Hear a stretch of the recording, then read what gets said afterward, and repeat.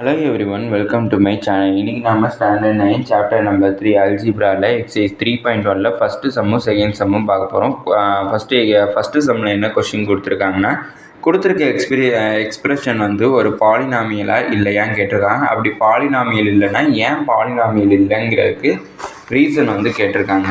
அதுக்கு வந்து நம்ம ஃபஸ்ட்டு வந்து புக்கில் வந்து எக்ஸாம்பிள் ஒன்று வந்து கொடுத்துருப்பாங்க பாலினாமியலா இல்லையான்னு டிஃபைன் பண்ணுறதுக்கு. அதை வந்து பார்க்கணும். ஃபஸ்ட்டு வந்து நாட் ஏ பாலினாமியல்னால் என்னென்ன கண்டிஷன் கொடுத்துருக்காங்க பாருங்கள். பவரில் வந்து நெகட்டிவ் நம்பர்ஸ் வந்து வரக்கூடாது. அதாவது இப்போ எக்ஸுக்கு பவரில் வந்து -4 வந்து வந்திருக்கு.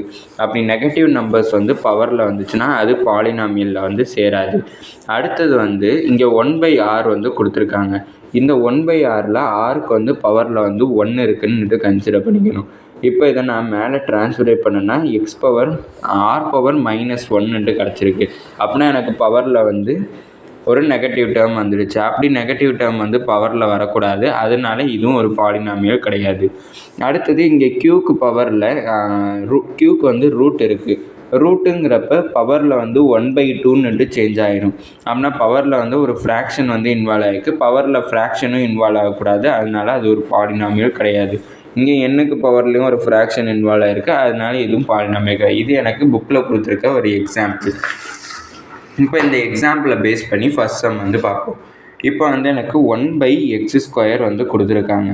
இப்போ இந்த x² வந்து நான் மேலே நியூமரேட்டருக்கு ட்ரான்ஸ்ஃபரேட் பண்ணுறேன்னா x⁻−2 + 3x - 4 கிடைக்கும். அப்படின்னா பவரில் வந்து ஒரு நெகட்டிவ் டைம் வந்து கிடச்சிருக்கு. அதனால் it is not a polynomial வந்து கிடையாது. அப்படி பாலினாமியல் கிடையாதுன்னா ஏன் பாலினாமியல் கிடையாதுங்கிற ரீசன் எழுதணும். ரீசன் வந்து என்னென்னா, one of the powers of polynomial is negative. அதாவது இந்த பாலினாமியலில் இருக்கிற ஒரு டேர்மோட பவர் வந்து நெகட்டிவில் இருக்குது. அப்படி நெகட்டிவில் வந்து இருந்துருச்சுன்னா அது பாலினாமியலோட சேராது. அடுத்தது இங்கே x² × x-1 வந்து கொடுத்துருக்காங்க. இதை ஒவ்வொரு டேர்முக்கும் தனித்தனியாக மல்டிப்ளை பண்ணேன்னா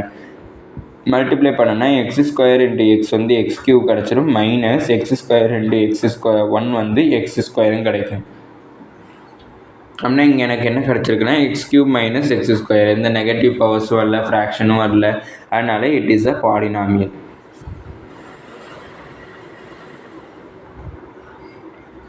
அடுத்தது தேர்ட் சப்டிவிஷனில் பார்த்தீங்கன்னா 1/x × x + 5 கொடுத்துருக்காங்க. இப்போ இந்த எக்ஸில் பவர் வந்து 1 இருக்குதுன்னு கன்சிடர் பண்ணிக்கிறேன். நான் நியூமரேட்டருக்கு கொண்டு போனேன்னா x⁻−1 × x + 5 கிடச்சிருக்கு. இங்கே எனக்கு ஒரு பவர் வந்து நெகட்டிவில் இருக்குது. அதனால் நாட் ஏ பாலினாமியலோட சேராது. ரீசன் வந்து என்னென்னா, ஃபர்ஸ்ட் சப்டிவிஷனுக்கு எதுனா அதே ரீசன் தான். One of the powers of the polynomial is நெகட்டிவில் இருக்கிறதுனால இது ஒரு பாலினாமியலில் சேராது. அதுவே ஃபோர்த்து சப்டிவிஷன் வந்து பார்த்தீங்கன்னா, இங்கே எனக்கு x⁻−2 இருக்குது. அது டினாமினேட்டரில் இருக்குது. இதை நான் நியூமரேட்டருக்கு கொண்டு போகிறேன்னா மைனஸ் வந்து ப்ளஸ் ஆகிடும். அப்படின்னா எனக்கு x². இங்கே அதே தான், நியூமரேட்டருக்கு கொண்டு போகிறப்ப மைனஸ் ப்ளஸ் ஆகிடும். அப்படின்னா x² + x + 7 கிடச்சிருக்கு. இப்போ நெகட்டிவ் டேர்ம்ஸ் எதுவுமே இன்வால்வ் ஆகலை. அதனால் இட் இஸ் அ பாலினாமியல் டைப்போட சேரும்.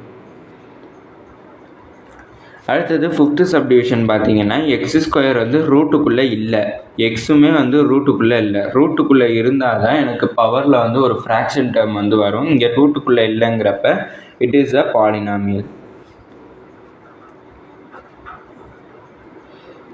அடுத்தது sixth subdivision m² - cubic root of m கொடுத்துருக்காங்க. இதை நான் சிம்பிளிஃபை பண்ணேன்னா m² - m⁻, ஃப்ராக்ஷனில் கிடைக்கும் 1/3 + 7m - 10. பவரில் வந்து ஃப்ராக்ஷன் வந்து வரக்கூடாது.